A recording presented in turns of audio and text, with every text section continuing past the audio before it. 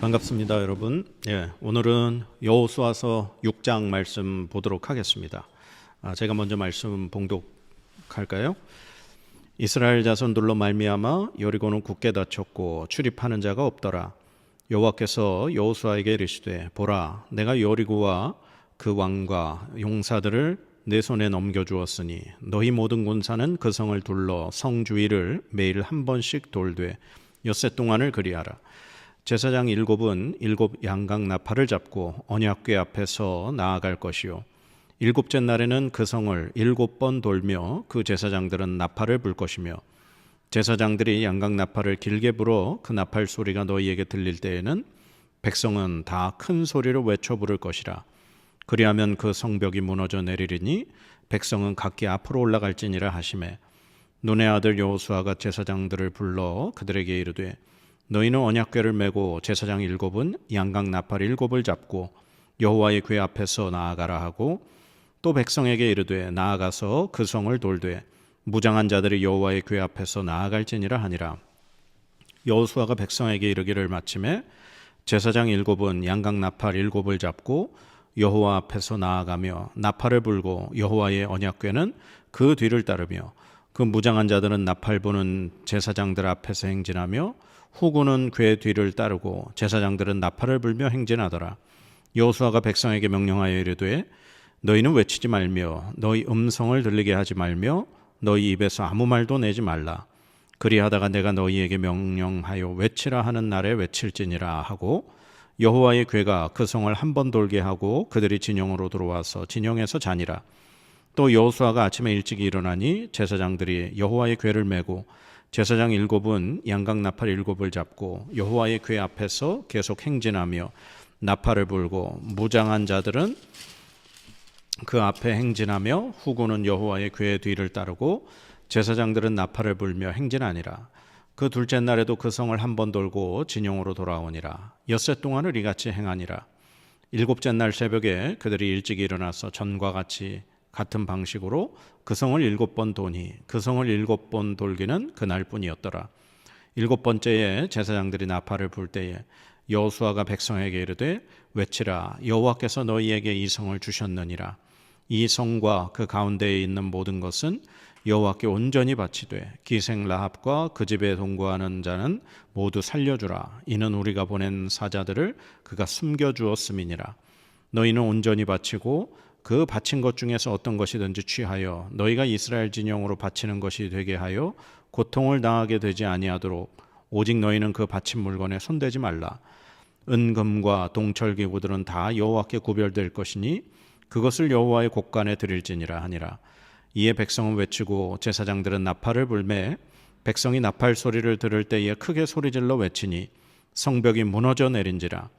백성이 각기 앞으로 나아가 그 성에 들어가서 그 성을 점령하고 그 성 안에 있는 모든 것을 온전히 바치되 남녀노소와 소와 양과 나귀를 칼날로 멸하니라. 여호수아가 그 땅을 정탐한 두 사람에게 이르되 그 기생의 집에 들어가서 너희가 그 여인에게 맹세한 대로 그와 그에게 속한 모든 것을 이끌어내라 하매 정탐한 젊은이들이 들어가서 라합과 그의 부모와 그의 형제와 그에게 속한 모든 것을 이끌어내고 또 그의 친족도 다 이끌어내어 그들을 이스라엘의 진영 밖에 두고 무리가 그 성과 그 가운데에 있는 모든 것을 불로 사르고 은금과 동철기구는 여호와의 집 곳간에 두었더라. 여호수아가 기생 라합과 그의 아버지의 가족과 그에게 속한 모든 것을 살렸으므로 그가 오늘까지 이스라엘 중에 거주하였으니 이는 여호수아가 여리고를 정탐하려고 보낸 사자들을 숨겼음이었더라. 여호수아가 그때에 맹세하게 하여 이르되 누구든지 일어나서 이 여리고 성을 건축하는 자는 여호와 앞에서 저주를 받을 것이라. 그 기초를 쌓을 때에 그의 맏아들을 이룰 것이요 그 문을 세울 때에 그의 막내 아들을 이르리라 하였더라. 여호와께서 여호수아와 함께 하시니 여호수아의 소문이 그 온 땅에 퍼지니라. 아멘. 여호수아 6장 말씀은 여리고성을 점령하는 그 말씀이죠. 참 우리의 상식으로는 도저히 이해가 가지 않는 그러한 말씀입니다. 하나님의 능력이 나타나는 말씀이죠. 여리고성을 점령할 때 하나님이 말씀하신 것이 헤렘이라는 겁니다. 이 헤렘은 완전히 멸함이라는 뜻이에요. 이스라엘이 이 가나안 땅을 점령하면서 요단을 건너 이 가나안 땅을 점령하면서 첫 번째 점령하게 되는 성이 바로 이 여리고성이었습니다. 그런데 하나님은 여호수아를 통해 말씀하시기를 이 여리고성은 완전히 멸하라고 말씀하십니다. 그리고 그 어떤 물건도 너희가 탐내거나 손대지 말라 말씀하시죠. 그래서 이 여리고성이 완전히 멸하게 되므로 하나님이 그 땅을 너희에게 주시는 것을 이제 너희가 보게 되고 알게 되는 것이다. 어떻게 보면 이제 하나님께서 이 가나안 땅을 완벽하게 이스라엘 백성에게 주실 것이라는 그 약속의 첫 징조가 이 여리고성이라는 거죠. 근데 하나님이 여리고성을 점령하는 방법을 여호수아에게 이렇게 말씀하십니다. 먼저 제사장들이 언약궤를 메고 그 언약궤를 맨 제사장들 앞에는 7명의 제사장들이 7개의 양각 나팔을 잡고 나팔을 불게 한 거죠. 그리고 그 7 양각 나팔을 부는 제사장 앞에는 무장한 자들이 서게 되어 있습니다. 여기서 이제 무장한 자들이라고 하는 건 우리가 그렇게 생각하시면 돼요. 바로 요단 동편에 이미 땅을 분배받은 루벤, 갓, 므낫세 반지파의 이 군인들, 그들은 먼저 요단 동편의 모세에게 그 땅을 이제 할 땅을 받고 모세하고 약속을 했죠. 우리가 이 땅에 이제 부인과 자녀들과 짐승은 여기에다가 두겠습니다. 그러나 우리가 먼저 무장을 하고 우리가 요단 건너가서 다른 지파들이 다 그 땅을 차지할 때까지 우리가 선봉에 쓰겠습니다. 그래서 그 루벤, 갓, 므낫세 반지파의 늘 수식어에는 무장한 사람들이라는 표현이 붙는 거예요. 그래서 지금 이 양각 나팔을 부는 제사장 앞에 무장한 자들이 여호와의 궤 앞에 나아갈지니라 했던 그들이 바로 요단 동편의 두 지파 반인 거죠. 그리고 언약궤를 맨 제사장들 뒤에는 이제 후군, 다른 이제 지파의 군인들이 뒤따르면서 여리고성을 하루에 한 바퀴씩 6일 동안 돌게 하십니다. 그러니까 하루에 한 바퀴, 그렇게 해서 6일 동안 돌고 마지막 7째 날에는 하나님이 말씀하시죠. 7바퀴를 돌아라. 그리고 마지막 순간에 외쳐라 할 때 여리고성을 향해 외치면 그 성을 너희가 차지하게 될 것이다. 그 성이 무너질 것이다. 말씀하시는 거죠. 사람들이 고함을 지른다고 그 이중의 성벽으로 엄청난 오랜 세월 동안 사람이 거주하면서 그렇게 든든한 성으로 쌓여져 있는 여리고가 무너진다라니,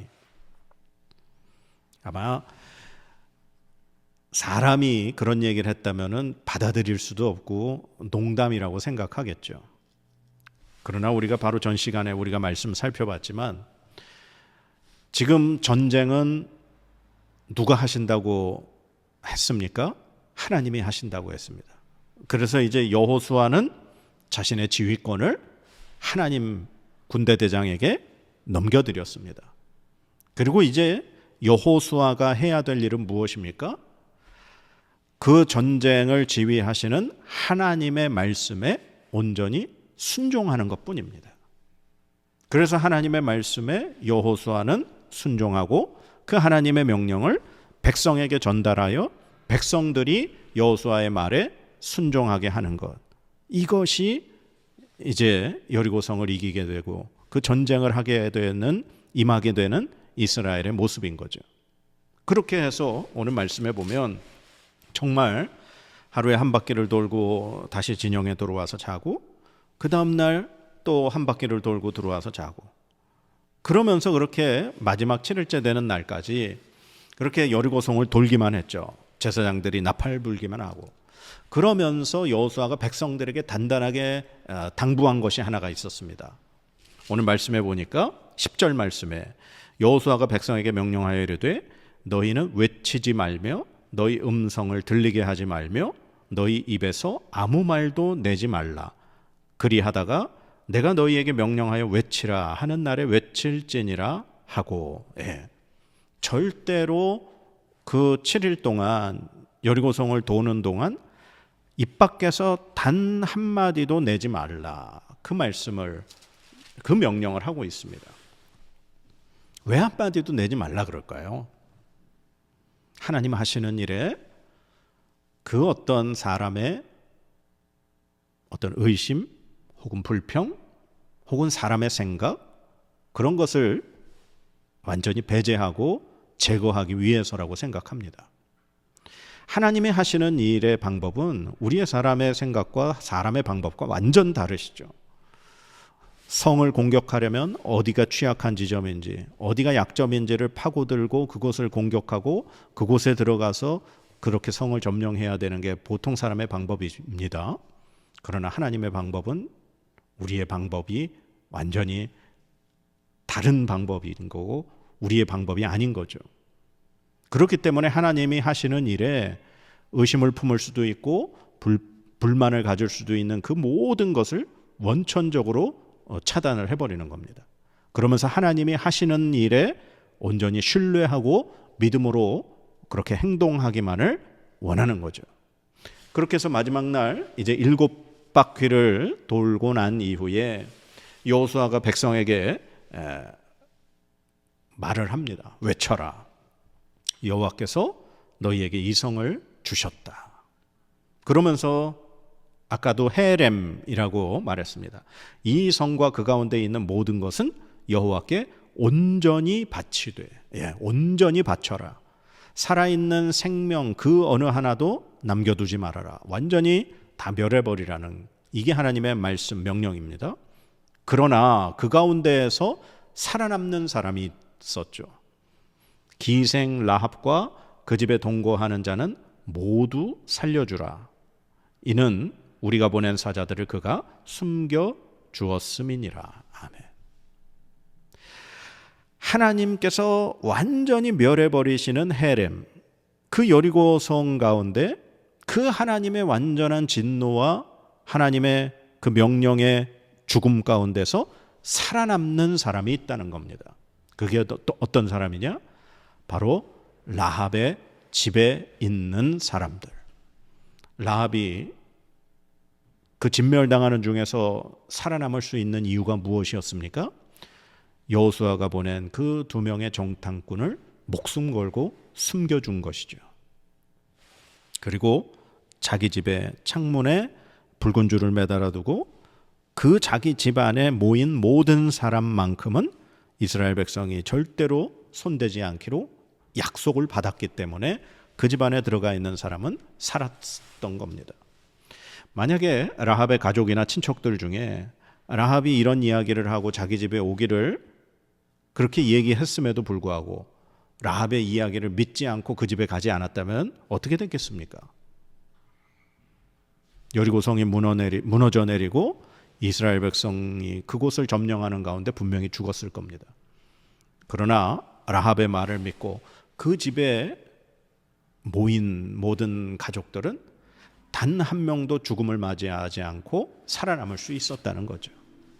오늘 이 여리고성에서 살아남은 이 라합의 가족들의 사건은 예수 그리스도의 그 십자가의 구원의 은혜를 미리 보여주는 사건이라고 말할 수 있습니다.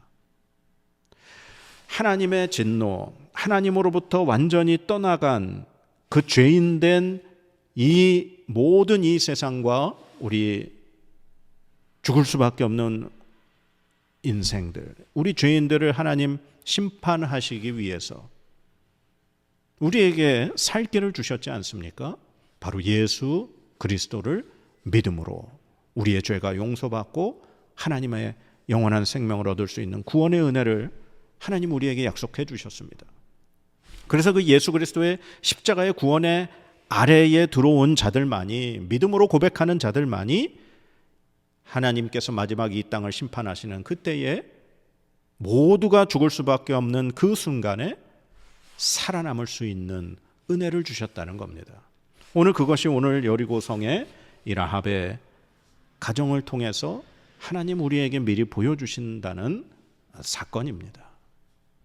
사랑하는 여러분, 하나님의 진노는 그 누구도 피할 수 없습니다. 하나님의 심판은 그 누구도 피해갈 수 없다는 거죠.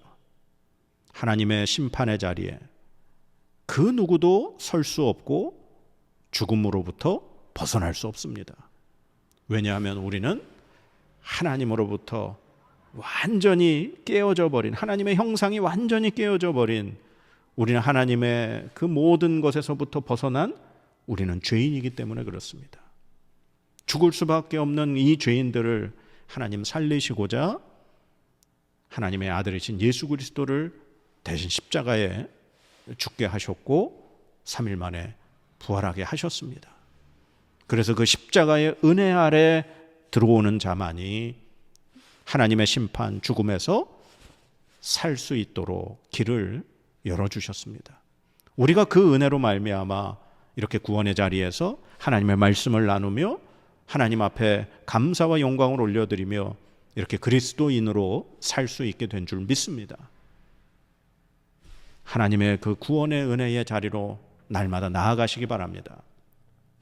하나님의 심판의 자리에 여러분의 생각을 고집하거나 주장하지 마시기 바랍니다. 하나님이 하시는 그 일 가운데 내 생각과 내 어떠한 욕심과 불평과 불만과 의심의 소리를 모두 다 거두시기 바랍니다.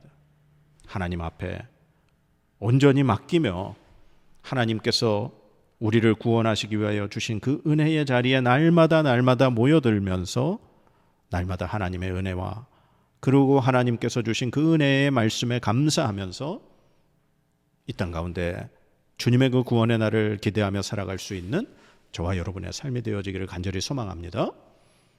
이 헤렘, 완전한 심판, 분명히 이 땅에 하나님의 심판이 임하실 것입니다. 그 심판의 자리에서 예수 그리스도의 십자가의 은혜로 구원 얻을 수 있는 저와 여러분의 믿음, 저와 여러분의 삶이 되어지기를 주님의 이름으로 간절히 축복합니다. 기도하겠습니다. 하나님, 죽을 수밖에 없는 우리를 예수 그리스도의 십자가의 보혈의 구원의 아래 들게 하여 주신 은혜 감사합니다. 우리가 무엇이 간데 우리를 구원하여 주시는지요. 하나님, 우리는 죽을 수밖에 없는 죄인들입니다. 오직 하나님의 은혜로, 예수 그리스도의 그 십자가의 은혜로 우리가 영원한 그 천국의 생명을 소유하게 된 줄 믿습니다.